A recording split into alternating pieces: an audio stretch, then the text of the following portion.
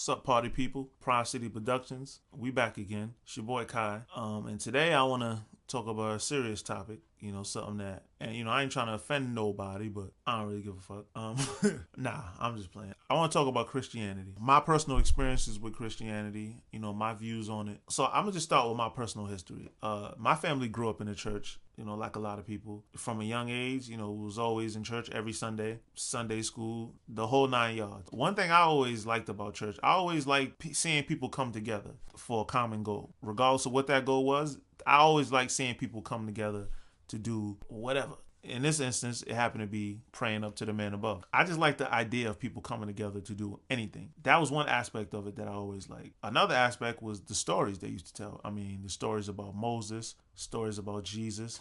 There was always interesting stories. I mean, these add in the fact that you got Jesus turning water into wine, all the other miracles that he had, walking on water. I mean, this isn't things you see in your everyday life. So you start dealing with supernatural things, it's bound to catch anyone's attention, especially a young kid like myself at the time, of course. And I just like to see, I always like seeing people get in the spirit of things, what I'm saying? When people be in the church, and I never went to one of them churches that like seen people catch the Holy Ghost or nothing like that, but there was always a lot of dancing. The black churches and African churches. There's always a lot of dancing. There's always a lot of singing. It's almost like a concert. You know what I'm saying? Pastors always had a certain type of swag to them. You know what I'm saying? And for those of you that like hip hop, they say that pastors were the first rappers.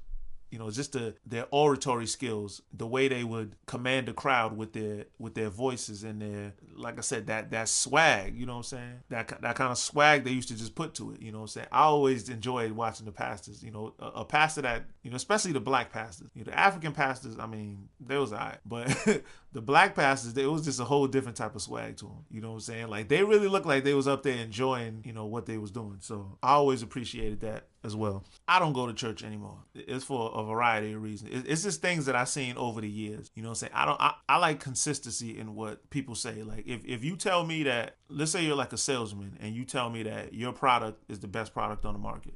Get your product and it's inconsistent with the things that you're telling me. I'm going to stop believing in your product. I'm going to stop believing in you. You're told certain things as a young kid about God, about the church, about the congregation, about the way a pastor's supposed to act. And when you see inconsistencies in that, you're bound to start questioning everything. I'm by nature, I'm a skeptic. I question everything. I always had a certain sense of disconnect from the church.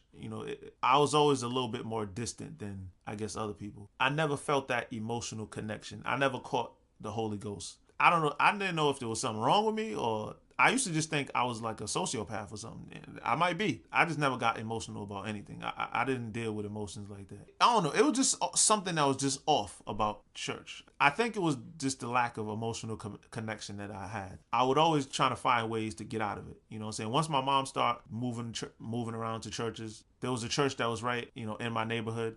She stopped going there and went to like this other African church. Then I realized that I would go to the neighborhood church, and as soon as my mom would be like, "Oh, it's time to go to church," I'm like, "Hey, I already went to the other one." And basically what I would do is I would wait for like the last 10 minutes, walk up in there, grab a pamphlet to prove I've been there, go home and be like, "Hey, look, see, I went to church." And she'd be like, "Okay, well," and then so I literally would go like the last 10 minutes of church. It's horrible, I know, but I just didn't want to go. I'd rather sit home and watch TV and do what I was doing. On top of that, one day my niece, she had like her christening at our neighborhood church. And I was surprised when my aunt told me, she said, "Wow, there's a lot of gay people at that church." And, for me, I'm like, that blew my mind. I never noticed.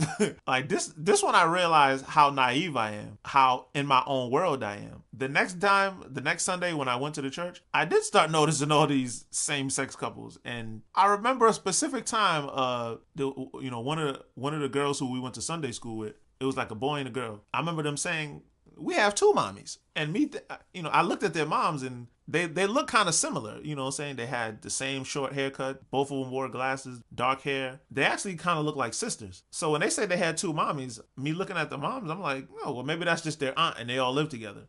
I kind of just made the assumption that, that's probably just their aunt. The two women literally look like sisters. They look like almost twins. So I just assumed that was their aunt. When they said they had two mommies, I didn't think anything of it. But when my aunt said, "Oh, there's a lot of gay people at that church," I immediately thought back to that moment. I was like, "Oh, that's what they meant by 'we have two mommies.'" They were a couple. Sorry to say, my young mind at the time, I stopped going to that church. I mean, I still would go from time to time just to get the little pamphlet just to show my mom, so I didn't have to go to the other church that she went to. And it wasn't just that. I stopped going for a bunch of different, again, I just wanted to watch TV at home and not have to be bothered with sitting around singing Hosanna or whatever. Again, no offense again. Yeah, I was just trying to find any excuse I can to not go to church, because even my mom trying to bring us to the other church, I didn't want to go there either. So, it wasn't just the gay people. I just didn't want to go to church, period. It was almost another excuse for my young homophobic mind to say, oh, well, I definitely don't want to go now. My views on church and religion now, matter of fact, I actually started, when I was in college and all this Illuminati stuff, we started believing all this Illuminati stuff, I became afraid. Me and a lot of my friends, we became afraid. And the first thing we did, we went right back to church. We started going to church every Sunday. So we started going to this other church on the south side. It was that church that probably was the beginning of the end for me. Because going to this church, everything was good at first. It was a black church. A lot of interesting things happened at this church. Not a lot of people went there. The congregation was really small. Certain things just didn't sit right with me. How even for the small congregation, they would pass the collection plate around like 3-4 times. They would pass it around. I could look in it. I guess it wasn't enough money for them. And pass it around again. Like, come on, guys. We need more. There would be times where the pastor would say stuff like, it's my wife's birthday. Pass around the collection plate. And I'm just like, what? What I'm saying? Hey, it's Sister Marie's birthday. Just pass around the collection plate. And I'm just like, this don't seem right. Like, why are we passing the collection plate for a specific individual? Especially your wife. Like, why am I put money in once and that was it. I was done. That on top of, one day they was throwing like a gospel concert. Long story short, the gospel concert never happened. And one day it was like one of the deacons came and he handed me my money back and he said, hey brother, I want to give you this money back and I can't in good conscience keep this money. And I'm like, what? What are you talking about? I didn't say that, but pretty much the idea that I got from it was a scheme. The gospel concert was never going to happen anyway. It was just a scheme for them to get the money. And then after that day, never seen the deacon at the church again. Even before that, hadn't seen him for a couple weeks before that. The whole thing just struck me as I'm like, yeah, there's something a little strange about that. But again, I kept rocking. The funny thing is, that's not even none of the corrupt things I was seeing is what made me stop going to that church. What made me stop going to that church was one day, the church, they'll have a segment of the service where they allow people to come up and sing or just grab the microphone and do whatever. Well, one lady, she decides that she wants to grab the microphone, walk up to the front, and she said, God is talking to me right now, and he wants me to call this young brother. Talk about me. I want to call this young brother to the stage. Come up here, young brother. And she handed me the mic and walked away. Now, I was always a shy kid growing up, so imagine somebody you being in the middle of church, a woman call you to the front of the stage, hands you the mic, and just walks away. Needless to say, I was nervous as hell. I didn't know what else to say, so I just started singing. I was like, I love the Lord. I started waving my hands. I love the Lord. I love the Lord. I was so nervous, I'm sweating my whole... It was a disaster. I did that a couple times, and then I handed the mic back quick to the pastor and ran back to my seat. It was the most, I've never been so embarrassed in my life. That pretty much was the needle. That was the straw that broke the camel's back. The one thing I don't like is public embarrassment. I went there like one more time to try to save face, but after that, I really never went back there. My friend, he had even grown tired of the church and he started going to another church. And we was going to this other church that was a little closer to my house. And then over there, the pastor over there, he's talking about he wants to raise, it was a lot bigger congregation, I could say that. And that pastor, he seemed like a good pastor, but then he started talking about how he wanted to raise like a few $1 million. And I was just like, $1 million? Like, what is this guy talking about? That's when it just hit me. I'm like, man, these guys are really trying to squeeze as much money out of the congregation as humanly possible. That for me was that was the death blow, finally, for me.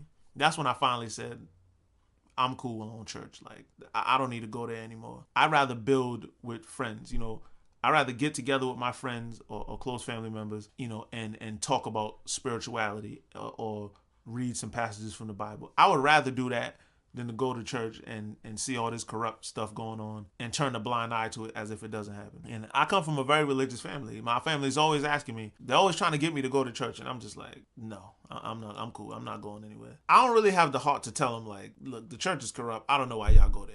I don't want to say that. I doubt they'll respond to it in a positive way. So I just do my thing and let them do theirs. I understand people love coming together and praising the Lord and all that, but I'm just way too perceptive. And once I start noticing little things go on that aren't consistent with what a church is supposed to be, I just can't rock with it. That's pretty much why I don't really go to church anymore. I'm not a religious person. I don't believe in the customs and all the things that come along with the Bible and spirituality, because there's only one Bible. Why are there so many different sects of Christianity? You got Catholics, you got Episcopal, you got Seventh-day Adventists, you got all these different sects of Christianity, but yet there's one Bible. That just never really made any sense to me. People always want to believe that people are going to read the Bible and interpret it their own way. Then they're going to come up with whatever different customs that they feel like doing that. And then when one person doesn't agree with it, they're going to break off and form their own sect. I don't even know how many different sections of Christianity there are, but again, there's only one Bible, so there should only be one, in my personal opinion. But that's why I don't really rock with church no more. I do consider myself a spiritual person. I have read the Bible front to back. I do believe in a higher power. At this point, I'm more into independent study. I just rather that at this point. I want to study all the world's religions, and I feel like the only way to find the truth is to look. Instead of just, most of us just, whatever household we was born in, our parents told us is what we believe. Most people don't actually go out and do research on their own. They don't go out and study the world's different religions. They don't go out and experience other cultures and different things like that. So people just believe what their parents told them. I'm just not somebody that is a follower like that. So I can't do that. I got to go out and search my own. And if it eventually leads back to Christianity and the church, and I can find a good one, then I'm okay with that. But to just believe what I'm told just because somebody said it, if you really look at your parents, did they do the research or did their parents tell them? So it's just a cycle of people just following each other, and I'd rather it's the information age. I need more information. That's just me. I don't knock anyone else for, if they just want to believe what they want to believe and they don't want to go ahead and do the research. A lot of people in the church haven't read the Bible. They just go and read whatever few passages the pastor reads. That's fine, but that's not the way I want to live my life. But I did learn a lot from reading the Bible. Everything is a sin. Literally everything. Everything that we, especially in a country like America, where we have the freedoms to do whatever we want pretty much. America's not a religious country like it pretends to be. They always want to say God bless America, but you see the things going on in this world or in this country, damn well that they can't be reading the same Bible that I read, because even the people that's trying to do good, they still sin. When I'm telling you everything is a sin, everything that you find fun, everything that if I looked at, like, let's say a pretty girl walked by, she has on a nice dress or whatever, and I'm looking at her, I'm like, ooh, she looks good. That's a sin. You know what I'm saying? I eat shellfish. That's a sin. I eat too much till my stomach is, you get the little fat stomach. That's a sin. If I look at, let's say it's a nice car or something, I look at the nice car, I'm like, man, I want that. That's lust for a car. That's a sin. Everything is a damn sin. It almost discouraged me. I was like, damn, what are we supposed to do? Just sit in the house and just look at the wall? Everything is a sin. That's what I got from reading the Bible. And it was a lot of great, like I said, there was a lot of great stories in there. I do like the stories. Everything is a damn sin. And, if you look at the Bible and you look at the way they operate in the church, nobody's really living right. We all are, I don't want to say we're all lost causes, but none of us is doing everything none of us completely live the way the Bible tells us to live. Especially if you read the Old Testament. A lot of people just go to the New Testament and say, well, Jesus died for our sins and all that. But and that may be true, but if you read the Old Testament, damn, every damn thing is a sin. That joint is crazy. I definitely want to revisit it though. I definitely feel like in order to truly grasp something, you have to read it multiple times. I only got through the Bible once, and it took a long ass time. It might have took like damn near a year. But I was in a different place in my life. I was young. I was in college. My attention span was even worse than it is now. So I am throughout my life going to study the Bible. I'm going to study Christianity. I'm going to study Buddhism. I'm going to study, Muslim and, the other faiths that the world has to offer, just out of a sense of curiosity. I feel like the only way to truly discover what you believe is to read everything, not just believe what other people told you just because, in the majority of times, they didn't even do their research. So there's going to be people telling you, oh, no, you just follow what the Bible tells you to do. But it's like, funny enough, a lot of Christians didn't even read the damn Bible. You know what I'm saying? You'd be surprised how many people actually read the Bible cover to cover. Most people just go in and believe what the pastor tells them. I've had stories of friends, his pastor was leaving his church, you move into a different state, and he wanted the church to give him like $100,000 or something like that, and they're looking at him like, we don't have that kind of money to give you, and he's just like, I built this church, everything I did for you. I mean, I got stories for days about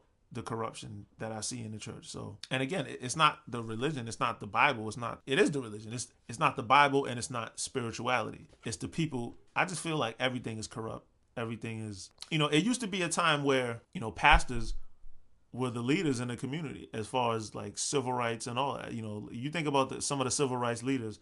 Martin Luther King, he was a pastor. Malcolm X, he was a minister. Farrakhan, he's a minister. The Honorable Elijah Muhammad, another minister, I believe. I'm not, A lot of the people who led us were religious leaders. Nowadays, I mean, these guys don't say a damn thing about black rights or civil rights or all the atrocities that we see, all the killings, all the black people being killed. They don't say anything about that. You know what I'm saying? And a lot of them are getting grants and different kind of things from the state or the city. It's almost like they're being paid to not talk about that. I got a big problem with that. That definitely rubbed me the wrong way, because how do we go from the religious leaders leading the civil rights movement, leading black revolution to not saying anything at all? Anytime these black people die, you never see pastors out there, leading the charge, telling the people, holding meetings in the church, like they used to, getting everybody together and say, okay, this is what we're going to do. We're going to boycott the city, or we're going to boycott whatever we need to boycott in order to get the results that we want. There's a lot of different reasons why I don't really go to church anymore. I still will call myself a Christian because that's what I was raised in. That's all I know. Until I know otherwise, that's what I'm rocking with. So, I'm not going to completely say throw it to the wayside unless I got something else to replace it with. So, yeah, those are my views on Christianity. And like I always say, just my thoughts, ladies and gentlemen. Like it or love it. Drop a comment. Tell me what you think. Let me know your religious experiences. Let me know your church experiences. Whether good or bad, it's all good. It's all about expressing ourselves and coming together and just getting it right, I guess. But anyway, I'm out. Peace. Holla at your boy.